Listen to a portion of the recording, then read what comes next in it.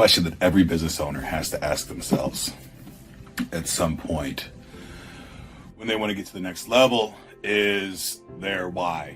And a lot of people would say their super why, not just the why, right? Because the why is pretty simple. I do it for my wife. I do it for my kids. I do it for my family. I do it for my employees. I do it for my staff. I do it for me, right? I do it for all of these different reasons.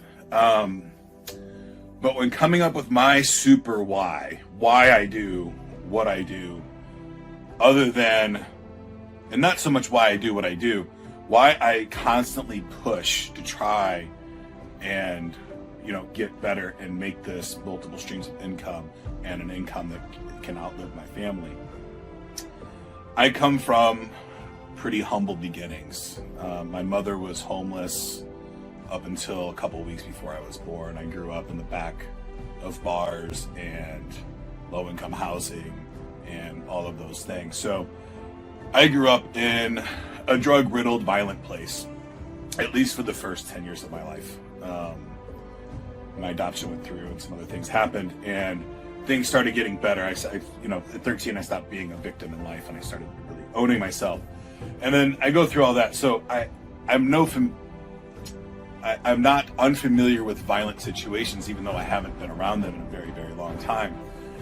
And I was living my life for many years, and I was happy, right? I had my wife, beautiful wife. I had my daughter, amazing daughter, totally typical girl growing up, normal challenges and stuff like that.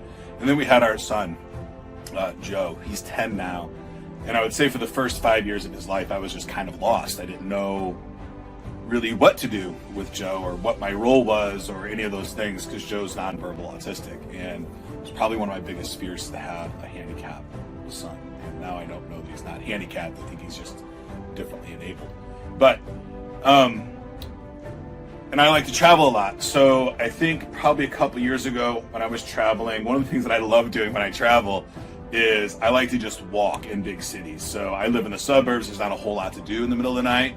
So at 10 p.m. to 3 a.m., if you can just walk around in big cities, man, it is a wild place to be. There's things moving, there's stuff to do, there's always something going on. I absolutely love it. It's one of my favorite things to do, is just to kind of wander in big cities and kind of look around. But I guess it was 3 or 4 years ago, I was sitting, I don't know if I was in Las Vegas or Miami or where I was, but I remember sitting there and I was watching. So I'm looking at some homeless people and I'm watching them kind of interact with each other. And it's becoming more and more obvious to me that a lot of the homeless people are there because they have some kind of neurological disorder. And I started thinking about my son and what happens after I die. And what I very quickly realized that if my wife and I pass away and our income streams stop, then my son's probably going to be homeless, right? Because he has no means of making an income. Now, there's a possibility that my daughter would take care of him, but I don't want to put that burden on her either.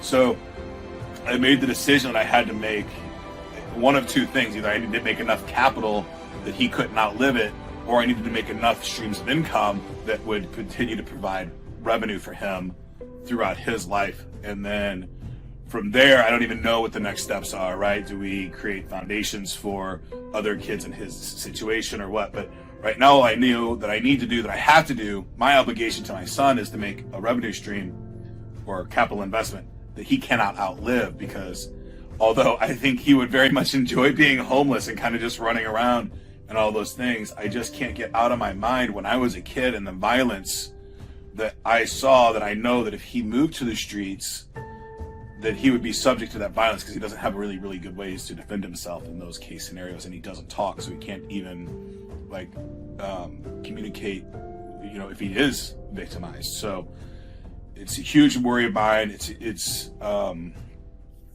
absolutely my biggest fear in life. So I'm not going to let it happen, right? I'm not going to let my son be homeless and be a victim in this world. So what I have to do right now is figure out how to make enough money to outlive him. And that's my super why above everything else that I do.